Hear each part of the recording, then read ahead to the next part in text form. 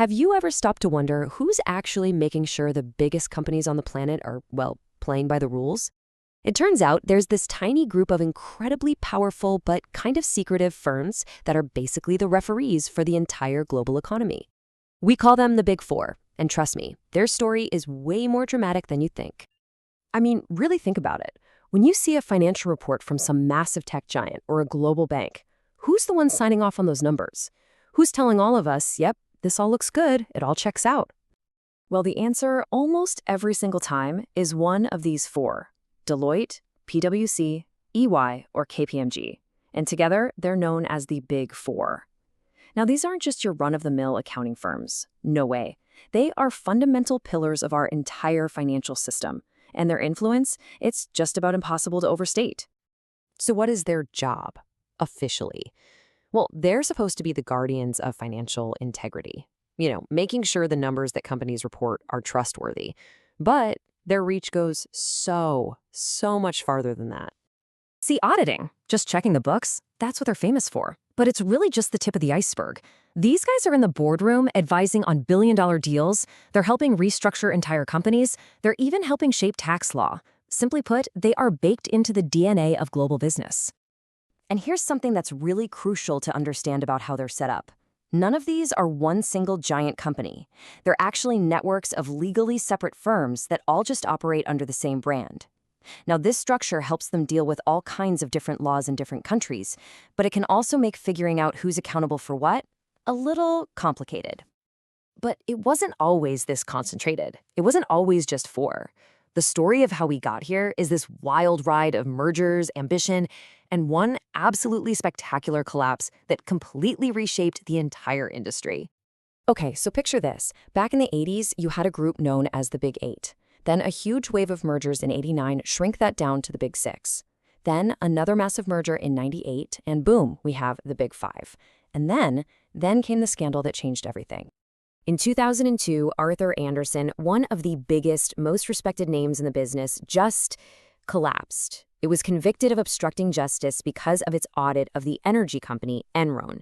That single event completely wiped a giant off the map and left us with the Big Four we have today.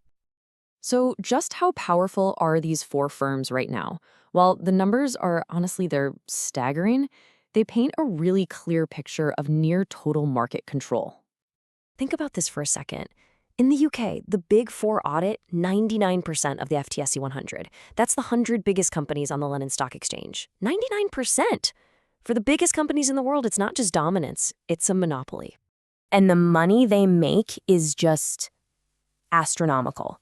In 2024, Deloitte alone brought in over $67 billion.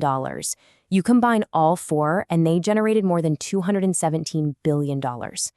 I mean, that's financial firepower on the scale of a small country. But check out where the real money is coming from these days. It's not auditing anymore. For a firm like Deloitte, consulting and advisory now make up over 60% of their revenue. And this shift, right here, gets us to the central conflict at the very heart of the Big Four. Yeah, this big pivot into super lucrative consulting work raises a massive question.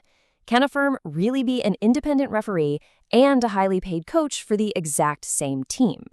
This potential conflict of interest is where we start to see some serious cracks in the foundation. So let's break it down. An auditor's duty is to the public, right? To be skeptical, to be independent. A consultant's job is to serve the client, help them make more money. So when the same firm is doing both jobs, which duty wins out? The multi-million-dollar auditing fee or the consulting contract that might be worth 10 times more? And this isn't just a hypothetical problem. This tension has been at the center of a whole string of just devastating corporate scandals. KPMG was accused of being complicit in the failure of the UK construction giant Carillion. Auditors at EY somehow missed a €1.9 billion hole in the books of Wirecard. The list just goes on, and it raises some really serious questions about the quality of their audits.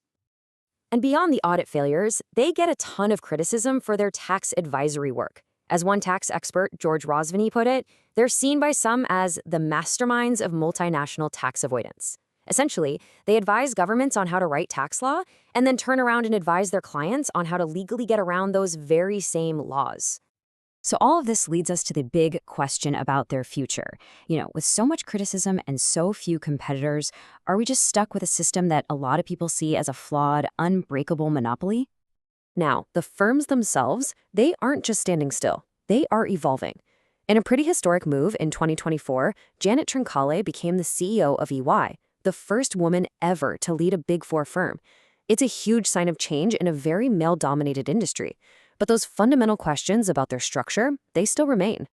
Which leaves us right here. On one hand, the Big Four are absolutely essential. Their audits provide the trust that makes the whole global market work.